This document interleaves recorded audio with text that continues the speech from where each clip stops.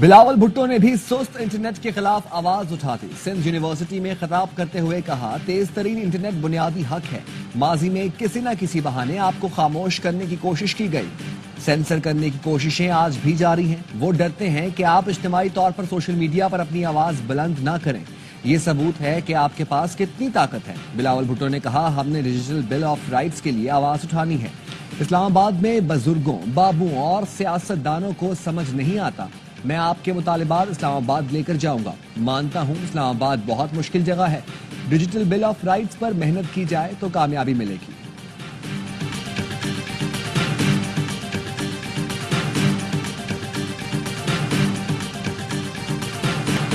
میرے سامنے نعرے لگاؤ یا گالی دو، فرق نہیں پڑتا۔ مخالفین کا شکریہ، انہوں نے مجھے مضبوط کر دیا۔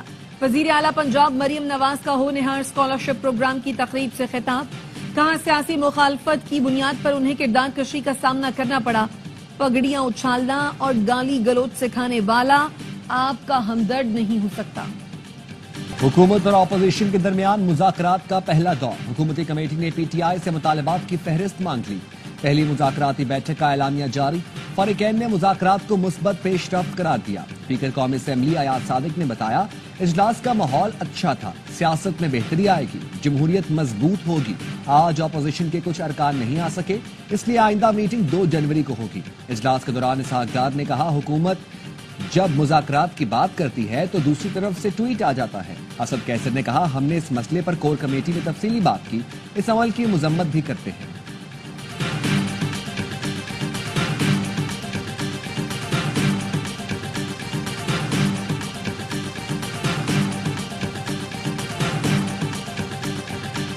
بانی پی ٹی آئی سمیت تمام قیدیوں کی رہائی کا مطالبہ کیا۔ جوڈیشل کمیشن کی تشکیل کے حوالے سے بھی مطالبہ سامنے رکھا۔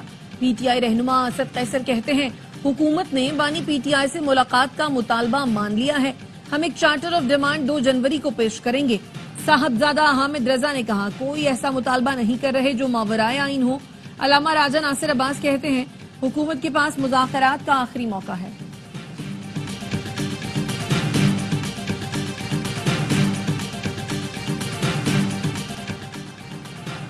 حکومت اور اپوزیشن کے درمیان مذاکرات کا پہلا دور۔ حکومتی کمیٹی نے پی ٹی آئی سے مطالبات کی فہرست مانگ لی۔ جمہوریت اور سیاست میں مکالمے کے سوا کوئی گنجائش نہیں۔ حکومتی مذاکراتی ٹیم کے رکن خالد مقبول صدیقی نے کہا، سول نافرمانی کے حوالے سے بات بھی مذاکرات میں ہی ہو سکتی ہے، شرائط پہلے رکھ دی جائیں تو بات چیت کامیاب نہیں ہو سکتی۔ فاروق ستار بولے، اللہ کا شکر ہے یہ برف پگھلی، دونوں جانب سے سنجیدگی دکھائی دے رہی ہے۔ مذاکرات میں سیاسی درجہ حرارت نیچے آتا ہے تو اچھی بات ہے، ہم سیاستدان ہیں، بندوقیں لے کر پہاڑوں پر نہیں چڑھ سکتے۔ فواد چودھری کہتے ہیں، باہر بیٹھ کر فوجی جوانوں کی شہادت کا مذاق اڑانے والوں سے جنگ ہے۔ کرم میں دواؤں کی ترسیل، امداد کی فراہمی کے لیے ایمرجنسی کا نفاذ۔ خیبر پختونخوا کابینہ نے منظوری دے دی۔ اجلاس سے خطاب میں وزیر اعلیٰ علی امین گنڈا پور نے کہا، تیرا اور جانی خیل میں آپریشن کا کوئی فیصلہ نہیں ہوا۔ کرم کا مسئلہ دہشت گردی نہیں، 2 گروپوں کے درمیان تنازع ہے۔ لوگ امن چاہتے ہیں لیکن کچھ عناصر فرقہ وارانہ منافرت سے حالات خراب کر رہے ہیں۔ علاقے میں غیر قانونی بھاری ہتھیاروں کی بھرمار ہے، اتنے ہتھیار اور مورچوں کا کوئی جواز نہیں۔ مذاکرات اور جرگوں سے مسئلے کا حل نکالنے کی کوشش کر رہے ہیں، لوگوں کے جان و مال کی حفاظت یقینی بنائیں گے۔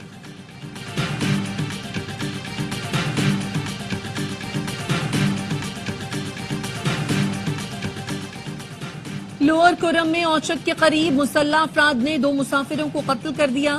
پولیس کے مطابق جاں بحق مسافروں کا تعلق پاڑھ چنار سے ہے، تحقیقات شروع کر دی گئی۔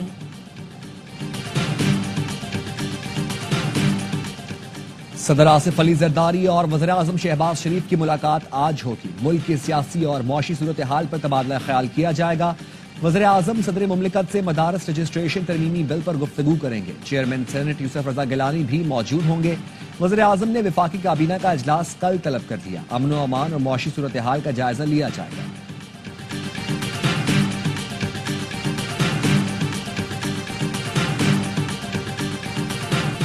بانی پی ٹی آئی اور گشتہ بی بی کے خلاف 190 ملین پاؤنڈ ریفرنس کا فیصلہ 6 جنوری کو سنایا جائے گا۔ اسلام آباد کی احتساب عدالت نے نئی تاریخ مقرر کر دی۔ عدالت نے فیصلہ 18 دسمبر کو محفوظ کیا تھا۔ ARY न्यूज ने 3 दिन पहले बताया था फैसला 23 दिसंबर को नहीं सुनाया जाएगा। बानी PTI ने हर लिहाज से पाकिस्तानी सियासत को गंदा किया। PTI की जानिब से सोशल मीडिया पर आने वाली बातें झूठ हैं। हमने PTI की प्रोपेगेंडे को सोशल मीडिया पर काउंटर ही नहीं किया। वज़ीर दिफा ख्वाजा आसिफ का लंदन में ओवरसीज पाकिस्तानियों से खिताब, कहा नवाज शरीफ को पानामा के जाली मुकदमे में सजा देना घिनौना मजाक था। ख्वाजा आसिफ के बयान पर PTI रहनुमा शौकत यूसुफजई का रद्द-ए-अमल, कहा ऐसे बयानात का मकसद मुज़ाकरात को सबताश करना है। बानी PTI ने अपने लिए कोई NRO नहीं मांगा, चाहते हैं कारकुन रिहा हो। सिविल नाफरमानी की तहरीक अभी तक बरकरार है। माइक्रोसॉफ्ट के विंडोज ऑपरेटिंग सिस्टम में सिक्योरिटी नक्स का इंकशाफ। National cyber emergency response team ने एडवाइजरी जारी कर दी। सार्फिन और इदारों के सिस्टम हैक होने, जाती मालूमात चोरी होने का खदशा जाहिर कर दिया। कहा विंडोज 7 से 11 तक के वर्जन मुतासिर हो सकते हैं। शेयर ड्राइव्स, फोल्डर्स और ईमेल्स अटैचमेंट से मोहतात रहने की तजवीज। पासवर्ड पेचीदा रखने और मुख्तसर अरसे के बाद तब्दील करने का मशवरा।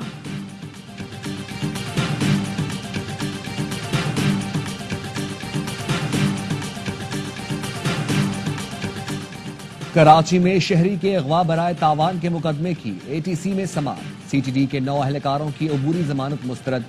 अदालती फैसला सुनते ही पुलिस ने मुल्जिमान को गिरफ्तार कर लिया। CTD अहलकारों के खिलाफ 2022 में अगवा बराए तावान का मुकदमा दर्ज किया गया था। मुकदमे में नामजद साबिक SHO शुएब कुरैशी जेल में है। बांग्लादेश ने भारत से साबिक वजीर आजम हसीना वाजिद की हवालगी का मुतालबा कर दिया। बांग्लादेशी वजारत खारजा के मुशीर तौहीद हुसैन का कहना है भारत को पैगाम भेज दिया कि हसीना वाजिद को अदालती कार्रवाई के लिए हमारे हवाले किया जाए। बांग्लादेश और भारत के दरमियान मुल्जिमान की हवालगी का मुआहिदा मौजूद है।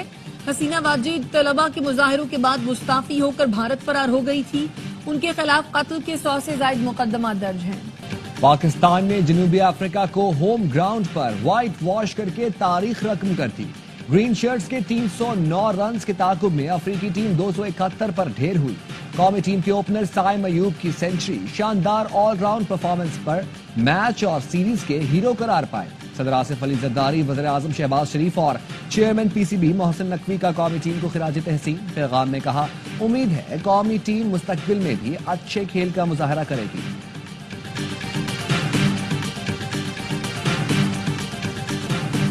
अपनी कारकर्दगी से मुतमईन हूँ, टीम का हर खिलाड़ी सपोर्ट करता है, सबकी मदद और मशवरों से ही परफॉर्म करने में कामयाब हुआ।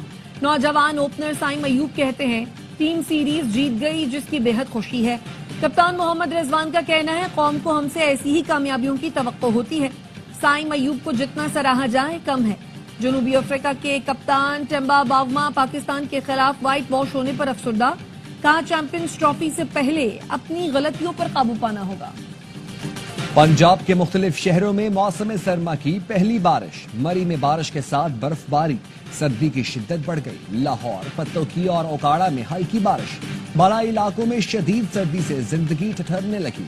स्कर्दू में पारा -11, गिलगित और दीर में -8, अस्तोर में -7 तक गिर गया। बलोचिस्तान में भी शदीद सर्दी, कलात का दर्जा हरारत -6, कोयटा और जियारत में -5 डिग्री रिकॉर्ड। कराची में भी सर्द हवाओं का गश्त, कम से कम दर्जा हरारत 9 डिग्री रिकॉर्ड किया गया।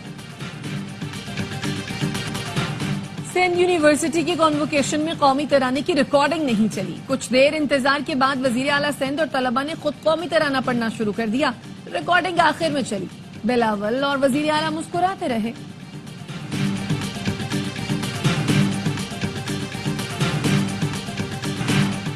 इदारे चाहते हैं कुर्म और पाड़ाचनार में कोई जानी नुकसान न हो, अमन रहे। मामला तय पा गए, जल्द मुआहिदा हो जाएगा। गवर्नर सिंध कामरान टेसोरी कहते हैं रियासत जानती है कौन सी बैरूनी ताकतें दोनों फर्कों को लड़ा कर अपने मकासद हासिल करना चाहती हैं। इदारे इंसानी हाथों से निपटेंगी। इस बारे में भी बैरूनी ताकतों को कामयाब नहीं होने देंगे। कराची में 20 दिन से पानी का बहरान है। कोहराम मचा है लेकिन सिंध हुकूमत के कान पर जू तक नहीं रेंग रही। MQM के रहनुमा फारूक सत्तार कहते हैं पाड़ा चिनार को आज सबसे ज्यादा इमदाद कराची भेज रहा है। बगैर वसाइल अरबों रुपए के काम हो सकते हैं, तो जिस दिन MQM का वजीर आजम आया या वजारत आला पर कामरान टेसोरी चले गए तो क्या कुछ नहीं कर सकते। सरकारी वसाइल से गुर्बत और बेरोजगारी के साथ गैस और बिजली की लोड शेडिंग भी खत्म कर सकते हैं। کراچی کو پانی فراہم کرنے میں ناکام واٹر کارپوریشن کے ہائیڈرنٹ انچارج نے پیاسے عوام کے خلاف پولیس سے مدد مانگ لی۔ راشد منہاس روڈ پر احتجاج کے دوران واٹر ٹینکرز کے وال کھولنے پر عزیز بھٹی تھانے میں مقدمہ درج کرا دیا۔ رینجرز اور واٹر بورڈ کا کراچی کے علاقے گلشن معمار کے گوٹھوں میں آپریشن، غیر قانونی واٹر ہائیڈرنٹس مسمار، سامان ضبط کر لیا، 2 مقدمہ درج۔ رضوان بروہی، شامیر بلوچ، گل محمد، اکرم اللہ، حمید اللہ، علی گبول اور تاج محمد نامزد۔ گلیاں محلے ہی کیا، گھر کی دہلیز بھی کراچی والوں کے لیے محفوظ نہیں رہی۔ شہر میں 2024 کے دوران اب تک سٹریٹ کرائم کی 66,000 سے زائد وارداتیں، شہری تقریباً 48,000 موٹر سائیکلوں سے محروم، 19,000 سے زائد شہریوں سے موبائل فون چھینے گئے، 1750 سے زائد گاڑیاں کار لفٹر لے اڑے، گھروں، دکانوں اور مختلف مقامات میں چوری اور ڈکیتی کے 3,950 کیسز رپورٹ۔ ڈکیتی مزاحمت پر 111 شہریوں کی جان لے لی گئی۔ F8 اسلام آباد میں انڈر پاس کل ٹریفک کے لیے کھول دیا جائے گا۔ وفاقی وزیر داخلہ کا F8 ایکسچینج چوک اور سرینا چوک انٹرچینج منصوبوں کا دورہ۔ محسن نقوی نے تعمیراتی کاموں کا جائزہ لیا، منصوبوں کی تکمیل میں رکاوٹ کو دور کرنے کی ہدایت کی۔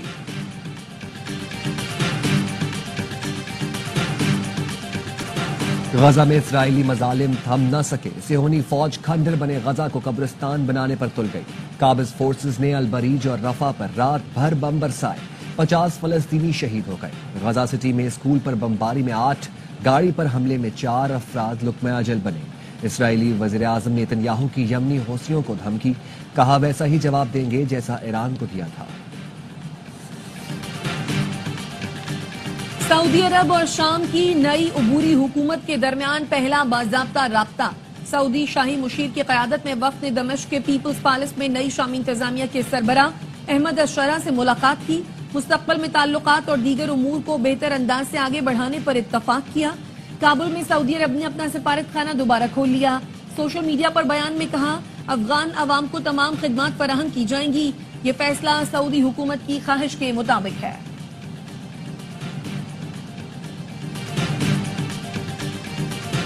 ایلون مسک نے ایکس پر ہیش ٹیگ کا استعمال غیر ضروری قرار دے دیا۔ ایلون مسک سے صارف نے پوچھا کیا اسے ہیش ٹیگ استعمال کرنا چاہیے۔